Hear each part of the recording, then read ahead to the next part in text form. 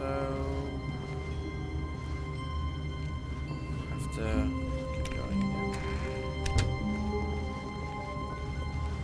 Let's see where it takes When us. Stanley came to a set of 2 open doors, he entered the door on his left. I'm actually curious if I could answer that phone, actually. This was not the correct way to the meeting room, and Stanley knew it perfectly well. Perhaps he wanted to stop by the employee lounge first, just to admire it. I think I know where I'm Wow. going.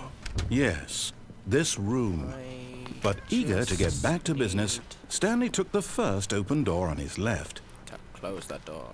Oh, God. Alright. Stanley was so bad at following directions, it's incredible he wasn't fired years ago.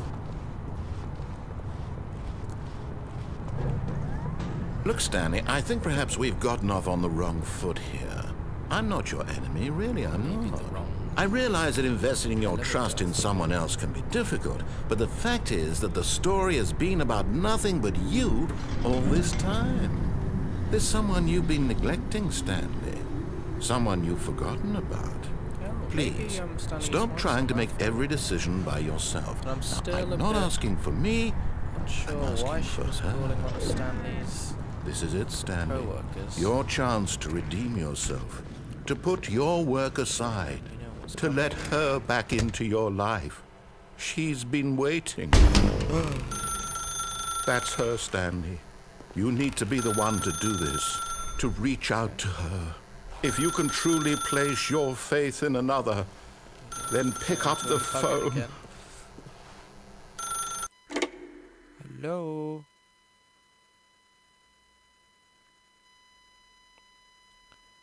Ha, number 427. Oh, Stanley, is that you? Hold on, sweetie. Sorry to keep you waiting. I'm just pulling the bread out of the oven. All right. I brought you some Okay, there we flowers. go.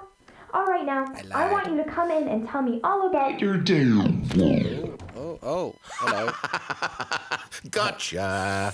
Oh, come on. So, Did you actually think you had a loving wife? that isn't Who'd Stanley's want to wife? commit their life to you? I'm trying to make a point here, Stanley. I'm trying to get you to see something. Okay. Come inside. Let me show you what's really going on here. This is a very sad story about the death of a man named Stanley. Oh no. Good morning, employee. Press B on your keyboard, okay? B? Stanley is quite a boring fellow. He has a job that demands nothing of him, and every button that he pushes is a reminder of the inconsequential nature of his existence. And press 8. Look at him there, pushing buttons, doing exactly what he's told to do. Yes. Now he's pushing a button. Now he's eating lunch. Now he's going home. Now he's coming back to work. One might even feel sorry for him, except that he's chosen this life. Was this there before? 1. But in his mind, in his mind he can go on fantastic adventures. From behind his desk, Stanley dreamed of wild expeditions into the unknown, fantastic discoveries of new lands. It was wonderful, and each day that he returned to work was a reminder that none of it would ever happen to him. Well, press F to watch TV, okay? F. And so he began to fantasize about his own job.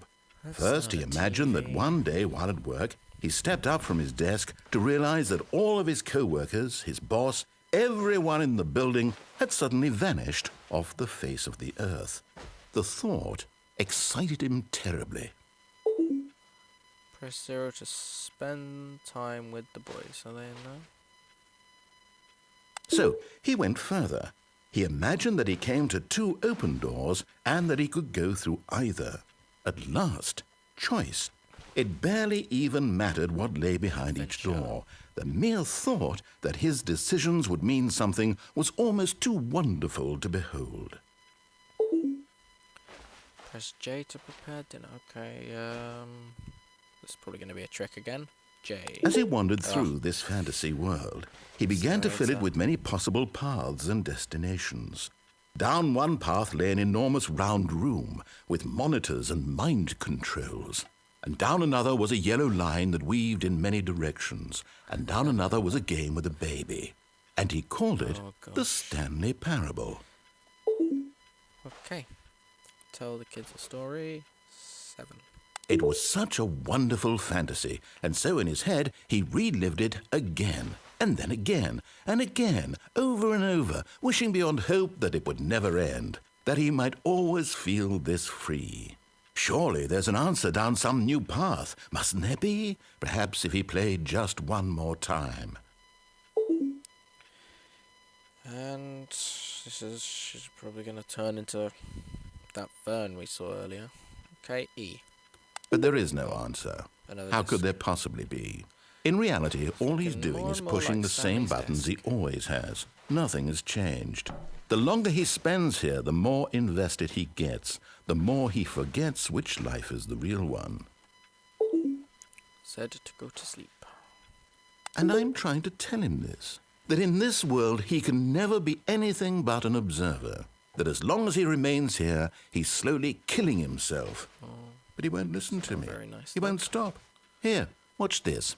Stanley, the next time the screen asks you to push a button, do not do it. He said don't do it. Should I or should I not? We'll have a wait for a little bit, see if anything happens. Okay, I gotta push it. You see? Can he just not hear me? How can I tell him in a way that he'll understand that every second he remains here, he's electing to kill himself? How can I get him to see what I see? How can I make him look at himself? I question nothing. Ah. I suppose I can't, not in the way I want him to. But I don't make the rules. I simply play to my intended purpose, the same as Stanley. We're not so different, I suppose. I'll try once more to convey all this to him. I'm compelled to. I must.